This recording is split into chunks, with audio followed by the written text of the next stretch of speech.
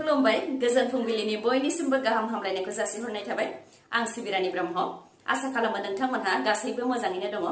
नोंथांमोननि थाखाय आं गोदान मोनसे भिडिअ लानानै फैबावबाय अन्नानै भिडिअखौ जोबजासिम नायलांदो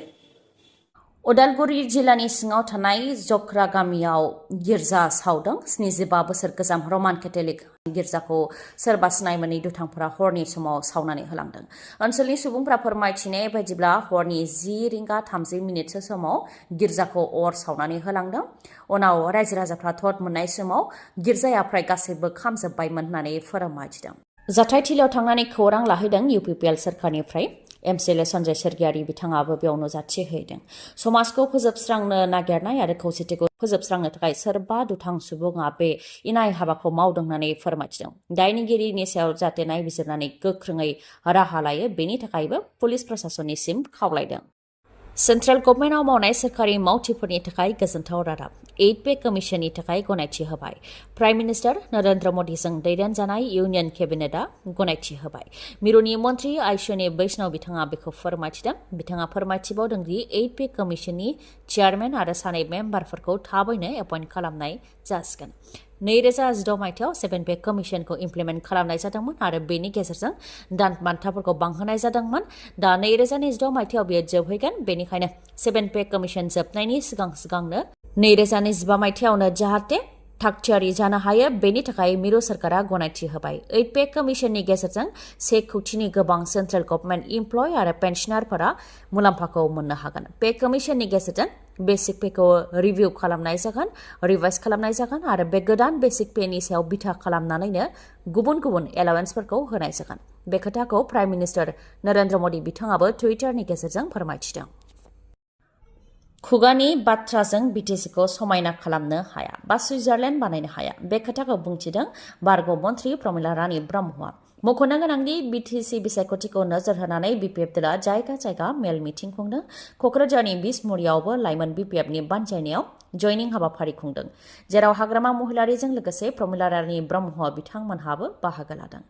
बाथ्रा बुङालासे खामानि मावनो थाखाय प्रमद बर'खौ खावलायो प्रमिला रानी ब्रह्मआ लोगोसे बुंथिबावदि बिथांमोननि सरकारा गोबां फेस्टिभेल खुंदों नाथाय फेस्टिभेल खुंनायजों बर' हारिखौ जौगाहोनो हाया BTCखौ समायना खालामनो हाया खुगानि बाथ्राजों सुइजारलेण्ड बानायनो हाया प्रमद बर'आ गासै BTCखौनो सुइजारलेण्ड बानायनो खोथा बुंदोंमोन नाथाय बिथाङा क'क्राझारखौनो सुइजारलेण्ड बानायनानै दिन्थिथों होननानैबो बुंथियो प्रमिला रानी ब्रह्मआ ओजोंहाय बिजनि तुरिबारियावबो लाइमोन BPFनि बानजायनायाव वार्कार्स मिट खुंनाय जादों बिथांमोना बुंथिदों दि UPPL सरकारा लाइमोनफोरखौ पेरामिलिटारियाव थिसननो होनानै बा साख्रि होनो होनानै गोबां प्रेक्टिस खालामहोदोंमोन नाथाय BTCनिफ्राय सासेखौबो थिसननो हायाखै जायजों लाइमोनफोरखौ गाज्रि थगायनाय जादों होननानै बुंथियो आरो सेल्फ हेल्प ग्रुपनि आइजोफोरनो 75,000 रां होनो रादाय होदोंमोन नाथाय बिथांमोननि सरकारा जोबनायनि लामायाव फैबाय सेल्फ हेल्प ग्रुपनि आइजोफोरखौ थगायदों आबादारिफोरनो डिजिटेलनि गेजेरजों आबाद मावनायनि खोथा होदोंमोन फरायसालिफोरखौ सोरखारि खालामनायनि रादाय होदोंमोन नाथाय बेफोर गासै बिथिङाव बिथांमोननि सरकारा जिर' होननानै बुंथियो बिजनि ओनसोलावबो मोनसेबो फसंथानफोर नुनो मोननाय जायाखै होननानैबो बुंथियो BPF दोलोनिफ्राय सेल्फ हेल्प ग्रुपनि आइजोफोरनो गिबि किस्ति हिसाबै 10,000 रां होनो थाखाय आसाम सरकारा जि रादाय होदोंमोन बेखौ फैगौ एप्रिल दाननिफ्रायनो होनो थांखि लाबाय आसाम सरकारा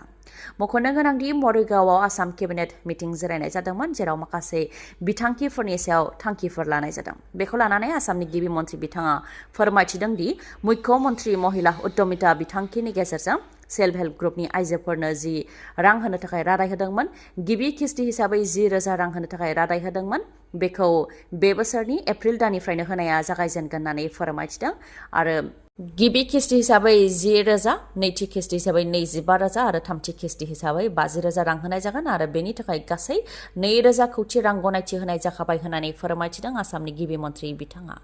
बेनि अनगायैबो उम्रांस जानाय जाथायनि नखरनिफोरनोबो राङारि अनसुंथाइ होनो थाखाय फोसावदों उम्रांस जानाय जाथायनि गोथै देहा बोखांनो हानाय 7 नखर आरो दासिम गोमानानै थानाय 7 नखर गासै 9 नखरनो 10 लाख राङै होनो थाखाय थांखि लाबाय जाथायनि सायाव नायबिजिरनो थाखाय SIT दानानै जुडिशियेल इनकुवेरि खालामनाय जासिगोन बेनि अनगायैबो बिचार जौगानायनि थाखाय बोसोरफ्रोम बाजेटनि जोबथा किस्ति हिसाबै 401 कौटि रां होनो थांखि लाबाय अंगनवाड़ी मिरुखौ मोजाङै सालायनो थाखाय अंगनवाड़ी सेन्टार मेनेजमेन्ट कमिटि दानो थाखाय थांखि लानाय जाबाय जायनाखि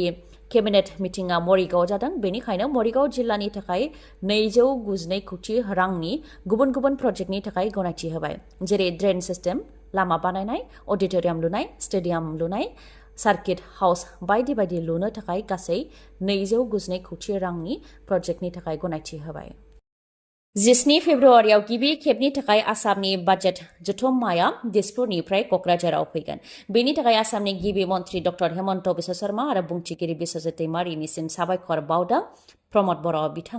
बिथाङा फोरमायथिदों दि बेयो जोंनि थाखाय मोनसे पजिटिभ आरो बेजों मोनसे मोजां मेसेज थांगोन जौगानायनि बेलायाव एसेब्लाबो खामानिखौ मावनो हादों होननानै बुंथियो बिथाङा बेनि अनगायैबो फैगौ 27 जानुवारियाव जायनाखि बिटिआर गोरोबथा जानाया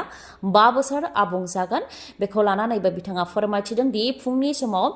गोजोननि हानजा सरनाय हाबाफारि लानाय जागोन बेलासिनि समाव मोन 40 बिफाननि बिफानारि एवार्ड राननाय हाबाफारि लानाय जागोन आरो 28 जानुवारियाव आसामनि गिबि मन्त्रि बिथांनि नुजाथिनायाव इएम आरो एमसिएलए फोरनि थाखाय बानायनाय क्वार्टारखौ बेखेवनानै होगोन होननानै फोरमायथिदों जायनाखि बिटिआर गोरोबथा खालामनाया 5 बोसोर आबुं जाबाय बेखौ लानानैबो पाब्लिकफोरजों बा रायजो राजाफोरजों सावरायनाय जागोन बिटिआर गोरोबथा खालामनायनि जि थांखिमोन रैखाथि होनाय गोजोन लाबोनाय बेफोराव गासैबो जाफुंसारनो हाबाय होननानैबो बुंथियो प्रमद बर' बिथाङा 15 दाननि उनाव बिपिएफआव गिदिंबोफिनबाय प्रबिन बर'आ बिपिएफ दोलो एंगारनानै कंग्रेस दोलोआव हाबफैनाय प्रबिन बर'आ फिन बिपिएफ दोलोआव हाबफैफिनबाय प्रबिन बर'जों लोगोसे कंग्रेसनि दैदेनगिरि दीपज्योति साहारिया बिथाङाबो बिपिएफ दोलोआव हाबफैबाय बिपिएफ दोलोखौ एंगारनानै फिन बिपिएफ दोलोआव फैफिननायखौ लानानै प्रबिन बर'आ मा बुंखो बेखौ नोंथांमोननो मिथिहोनो लाबाय बिथाङा बुंथिदों दि 13 बोसोर बिपिएफ दोलोआवनो दंमोन नाथाय फिसा गोरोन्थि बुजिलायनायनि थाखाय बिपिएफखौ एंगारनाय जादोंमोन नाथाय गासै बिथिङाव जौगानाय आरो हारि माहारिनि गेजेराव जयैनो गोरोबलायनाय लाबोनोब्ला बिपिएफनि गोनांथि दं बेखौ मोनदांनानै बिपिएफआव फैफिनदों होननानै बुंथियो बिथाङा दा गुबुन सोरखार दंब्लाबो रायजो राजाफ्रा बिपिएफ सोरखार फैनायखौनो लुबैफिनदों बिपिएफआनो गोख्रों दोलो बेखौ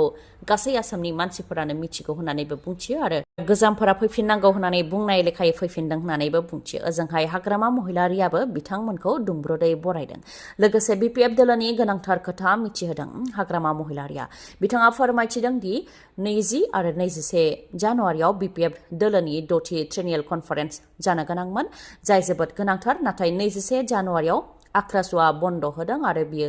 गाज्रि गोहोम खोख्लैनो हागौ बेनिखायनो 20 आरो 21 नि सोलायै 19 आरो 20 जानुवारियाव लानाय जाबाय होननानै फोरमायथिदों हाग्रामा महिलारिया बे कनफारेन्सआव बिटिसि बिसायख'थिखौ लानानै सावरायनाय जागोन रायजो राजानि जेंना गुबुन गुबुन हारि माहारिनि थाखाय मा खामानि मावगोन बेफोरनि सायाव सावरायनाय जागोन लाइमोनफोरनि सायाव गुबै बिथा खालामनानै सावरायनाय जागोन आरो लाइमोनफोरनि थाखाय बोसोराव 100 कोटी होनाय जागोन बे रांखौ माबोरैहाय बाहायगोन बेफोरखौ लानानै सावरायनाय जागोन लोगोसे सेल्फ हेल्प ग्रुपनो बोसोराव 50 कोटी रां होनाय जागोन आरो गरिबफोरनो बोसोराव 50 कोटी रां होनाय जागोन बेफोरखौ माबोरैहाय होनाय जागोन बेफोरनि सायावनो गुवारै सावरायनाय जागोन होननानै फोरमायथिदों हाग्रामा महिलारिया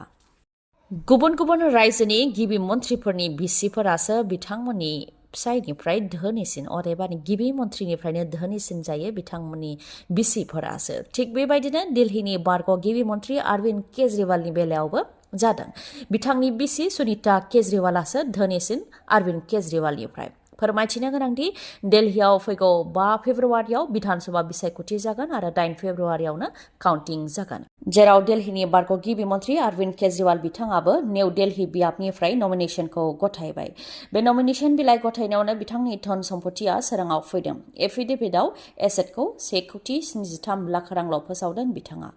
अरविन्द केजरीवाला फोसावनाय एफिडेभिटनि बायदिब्ला 1 कोटी 73 लाख रांनि मादाव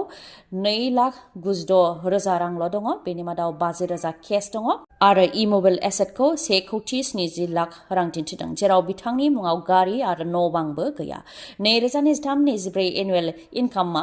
7.2 लाख बिथांनि बिसि अदेबानि सुनीता केजरीवालनि टटेल एसेटआ 2.5 कोटी रां जाय अरविन्द केजरीवालनिफ्राय बांसिन